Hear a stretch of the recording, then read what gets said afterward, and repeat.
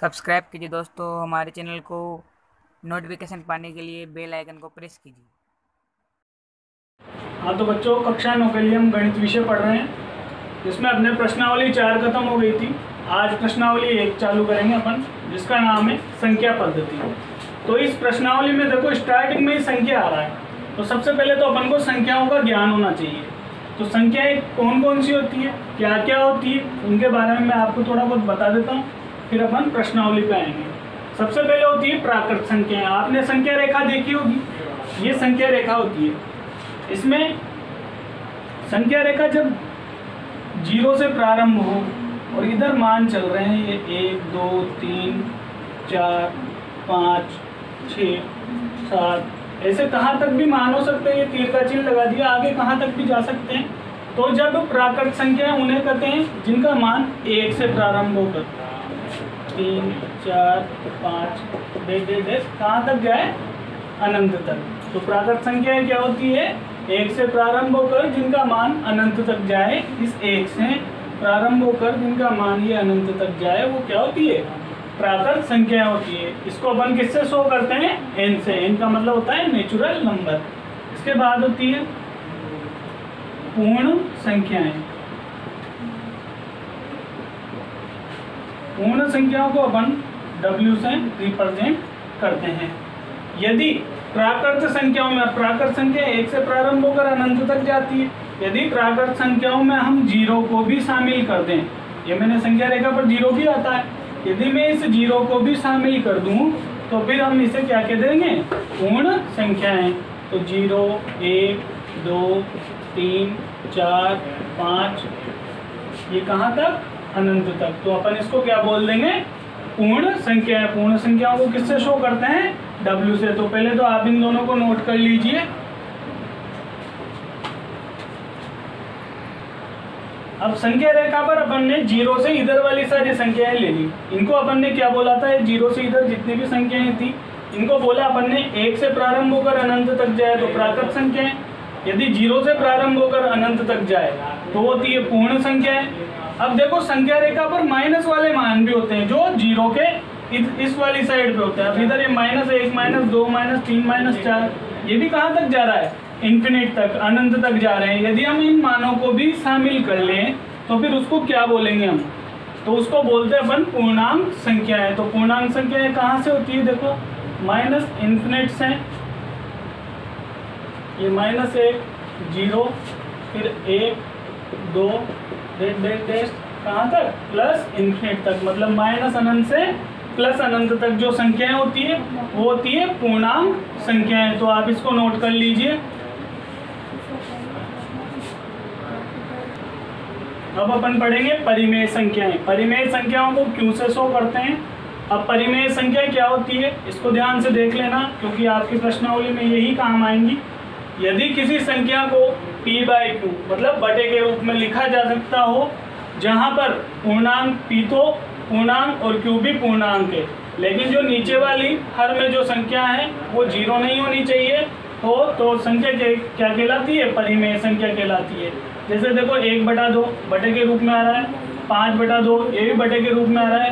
क्या मैं यहाँ पे 4 बोल दूँ, 4 परिमेय संख्या है या नहीं है, तो आप बोलोगे परिमेय संख्या है, क्योंकि इस 4 के नीचे मैं बटा 1 लगा सकता हूँ, तब भी इसका मान 4 ही रहेगा। मैं बोल दूँ 0 परिमेय संख्या है या नहीं है, तो 0 भी एक परिमेय संख्या है, क्योंकि इसके नीचे बटा 1 लगा दो, तुम बटे 2 लगा दो, चाहे कुछ भी लगा दो, 0 में किसी का भी भाग लगाएंगे तब भी 0 ही आएगा।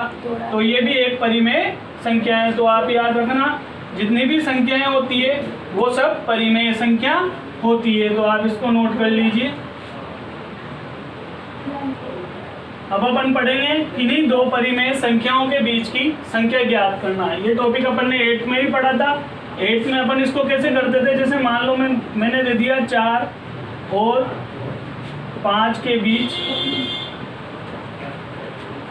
8 परिमेय संख्याएं ज्ञात कीजिए। 8 परिमेय संख्याएं ज्ञात कीजिए, मैंने ये बोल दिया।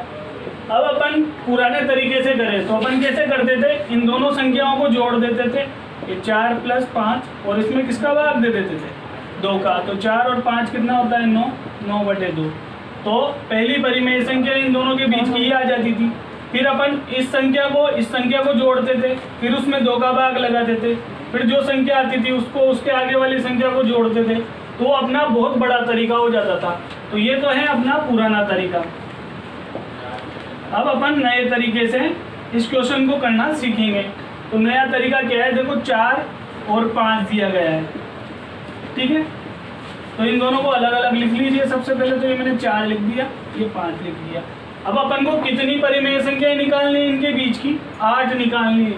तो जितनी भी परिमेय संख्या निकालनी हो उसमें 1 जोड़ दो। तो ये 8 में 1 जोड़ा तो कितना हो गया, 9 हो गया। तो अब जो संख्याएं अपन को दी गई है 4 और 5 दी गई है, इन दोनों को अपन ऊपर और नीचे 9 से गुणा कर देंगे। तो देखो मैंने ये 4 का गुणा ऊपर भी 9 से कर दिया, ये बटे में इसको भी 9 से कर दिया। तो ये कितना हो गया, 4 को 9 से किया तो 36/9।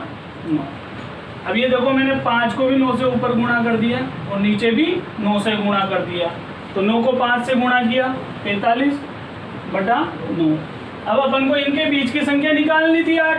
तो इनके बीच की संख्या देखो 8 कैसे आएंगी, ऊपर 36 आ रहा है, नीचे 9 आ रहा है। यहाँ ऊपर 45 आ रहा है, यहाँ पे 9 आ रहा है। तो 36 से 45 के बीच में आप ऊपर संख्याएं लिख दीजिए, बटे में 9 लिख दीजिए, वही आपकी 8 परिमेय संख्या हो जाएंगी। तो देखो वो 8 परिमेय संख्या क्या क्या होंगी। 36 के बाद 37 आएगा, तो 37/9, 38/9, 39/9, 40/9, 41/9, 42/9, 43/9 और 44/9। अपन को 36 से 45 के बीच की संख्याएं लिखनी थी, ये सब लिख दी। यही अपनी 8 परिमेय संख्याएं हैं 4 और 5 के बीच की। आप भाग लगा के चेक कर लीजिए। यदि दशमलव में लिखना चाहते हो तो आप भाग लगा दीजिए, दशमलव में आ जाएंगे। गिन लो इनको, 1 2 3 4 5 6 7 8, ये 8 संख्याएं होगी। तो इसको ध्यान में रखना। आप जब भी इन्हीं 2 संख्याओं के बीच की परिमेय संख्या ज्ञात करनी हो तो उसमें 1 जोड़ देना और दोनों को ऊपर नीचे गुणा कर देना और उनके बीच की जो संख्या है वो लिख देना, वही परिमेय संख्या होती है। तो इसको नोट कर लीजिए। अब क्वेश्चन नंबर 1 देखिए, क्या 0 एक परिमेय संख्या है? यदि है या नहीं है तो भी अपन को क्या इसे आप p/q के रूप में लिख सकते हैं, या जहां p और q क्या है, पूर्णांक है और q is not equal to 0 है, q 0 के बराबर नहीं होना चाहिए। तो थोड़ी देर पहले बताया था मैंने, 0 एक परिमेय संख्या है। तो यहाँ पे लिख देंगे 0 एक परिमेय संख्या है। और इसे p/q के रूप में भी लिख सकते हैं अपन। p/q के रूप में कैसे लिखेंगे, ये p/q वाला रूप क्या हो जाएगा इसका, 0/1। q 0 के बराबर नहीं आ रहा, p हो सकता है 0 के बराबर पर q नहीं होना चाहिए। तो ये अपना आंसर हो गया, इसको नोट कर लीजिए आप। अब क्वेश्चन नंबर 3 देखिए, 3/5 और 4/5 के बीच 5 परिमेय संख्याएं ज्ञात कीजिए। 5 परिमेय संख्या ज्ञात करनी है। तो जितनी परिमेय संख्याएं अपन को ज्ञात करनी होती है उसमें 1 जोड़ देते थे अपन।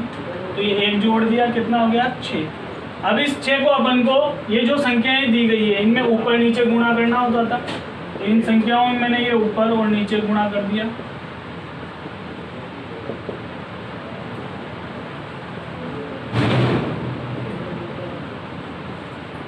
ऊपर आ गया अपने पास 18/30, नीचे आ गया अपने पास 24/30।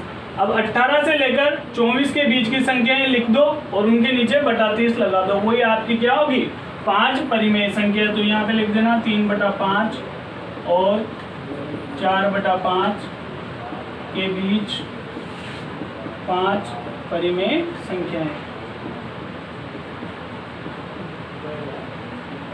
क्या क्या हो जाएगी वो, देखो 18 के बाद आएगा 19, तो 19/30, 20/30, 21/30, 22/30, 23/30। यही है इन दोनों के बीच की संख्या है। 18 के बाद 19 से स्टार्ट कर दो और 24 के पहले 23 पर खत्म कर दो। तो 5 आ रही है, 1 2 3 4 5। भाग देना हो तो दशमलव में लिख देना, भाग लगा के इसको नोट कर लीजिए। अब क्वेश्चन नंबर 4 में कहा गया है, ये 3 कथन दिए गए हैं, ये सत्य हैं या असत्य, और इनके कारण भी अपन को बताने हैं। तो पहला कथन है, प्रत्येक प्राकृत संख्या एक पूर्ण संख्या होती है। तो देखो प्रत्येक प्राकृत संख्या एक पूर्ण संख्या होती है, ये बात सत्य है। और सत्य कैसे हैं थोड़ी देर पहले ही समझा के निकलता हूँ। प्राकृत संख्या 1 से लेकर अनंत तक जाती है और पूर्ण संख्या 0 से लेकर अनंत तक जाती है। तो देखो इसमें 0 ज़्यादा है, 1 से लेकर अनंत तक तो मान आ ही रहे हैं पूर्ण संख्याओं में, ठीक है। और प्राकृत संख्याओं में सिर्फ 0 नहीं आ रहा, तो उसने यही तो बोला है ना, प्राकृत संख्या एक पूर्ण संख्या होती है। तो हाँ, प्रत्येक प्राकृत संख्या एक पूर्ण संख्या होती है, तो ये सत्य है। दूसरा देखो, प्रत्येक पूर्णांक एक पूर्ण संख्या होती है। तो पूर्णांक संख्याएं क्या होती है? माइनस से लेकर अनंत तक ये होती है। उसने बोला प्रत्येक पूर्णांक तो ये बहुत ज्यादा संख्याएं होगी, एक पूर्ण संख्या होती है। तो पूर्ण संख्याओं में माइनस वाली संख्याएं कहाँ आ रही? तो ये नहीं होती है, तो क्या हो जाएगा? असत्य। तीसरा देखो, प्रत्येक परिमेय संख्या एक पूर्ण संख्या होती है। परिमेय संख्या तो p/q रूप की होती है। तो p/q में जो नॉर्मल संख्याएं ये 0, 1, 2, 3 इनको तो अपन लिख सकते हैं, लेकिन मैं लिख दूं 1/2, तो इसका मान कितना हो जाता है? 0.5। 0.5 पूर्ण संख्याओं में शामिल थोड़ी होता है, तो ये कथन भी क्या हो जाएगा? गलत हो जाएगा, असत्य। तो ये आपके प्रश्नावली 1.1 खत्म हो गई है, इसको नोट कर लीजिए। और क्वेश्चन नंबर 2 आपको करना है। धन्यवाद।